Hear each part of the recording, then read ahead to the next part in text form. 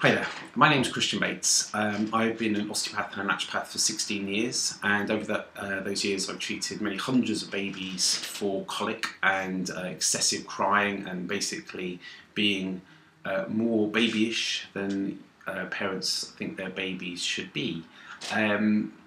So over the last few years I've written a book called Calming Colic, How to Help the 10 Causes of Colic, and the book is basically a breakdown of all the different varieties of colic that I see.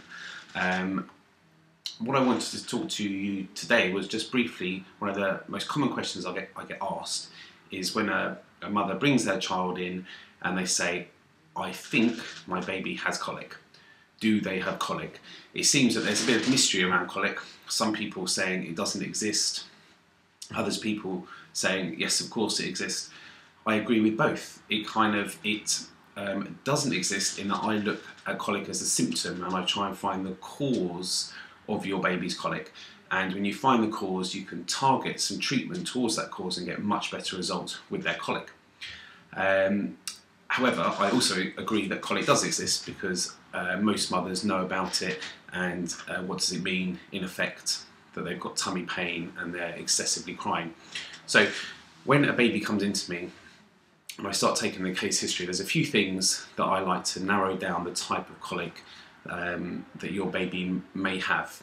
So firstly, I talk about how your baby was born, your mode of delivery. So the research clearly shows that caesarean section babies have more colic, and this is to do with the gut bacteria that your baby acquires when they're born through a normal delivery. When they have a C-section, they don't pick up the good bacteria. So basically, colic can be described in one way as an imbalance of good and bad bacteria in the favour of bad bacteria and less good. That creates tummy pain and colic, and the research is very clear on that. So if you have had a C-section baby, the chances of them having colic is increased. Now, what else knocks out good bacteria in the gut? Antibiotics. This was the first one that I picked up on when I was seeing babies, and time again, the mother had had antibiotics during delivery, or antibiotics and was breastfeeding, or the baby had directly had antibiotics. Again, high bad bacteria lowers the good bacteria, and that equals colic. So here are two of my causes of colic. Not just saying that every baby's colic is the same, but was that one baby's colic because of a C-section? Was another baby's colic because they've had antibiotics? Or very commonly, in this case, both they probably had. Another one of the causes that I see is stress from the mother.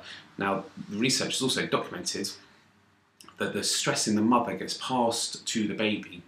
High stress, which is a hormone called cortisol, actually changes the gut bacteria in the baby. Again, you have an imbalance. So my research showed that maybe a stressful delivery using forceps or Von-2s increases the stress in the mother, which passes to the baby, which then causes colic in the baby. So we're having more accurate causes as to the colic, and then we can start applying better treatment to this baby, probably or perhaps using a probiotic. And the specific probiotic that I use is called Infantis. The strain of bacteria is called Infantis because this is the one that research has shown is most dominant in babies. So there's three. So we have antibiotics, C-section, a stressed mother from maybe a stressful or elongated delivery with forceps or Von-2s.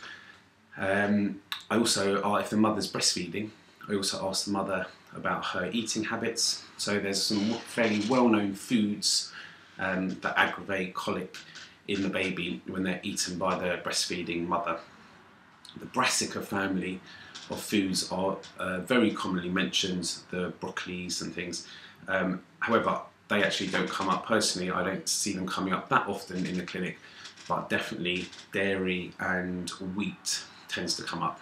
Now, this is a broad remark I'm going to make, but new mothers, first-time mothers, and even second-time mothers with a newborn, you're rushed off your feet.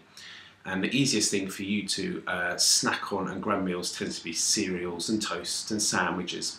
So just the fact you have a newborn tends to mean, in general, that you're eating a lot of wheat and dairy, and these can be the exact triggers for your baby's colic. So I highly recommend you giving a go to reducing your dairy and your wheat.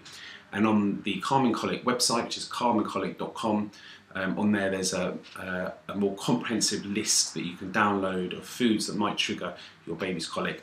And I've also put on there a diet diary for yourself, so you can write down the foods that you're eating and then the symptoms your baby has.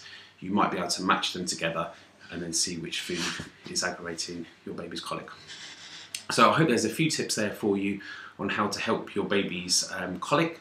If you went to, or if you go to the website calmingcolic.com/YouTube, on there you can sign up to our list, and you'll receive the first chapter of Calming Colic, my book, for free.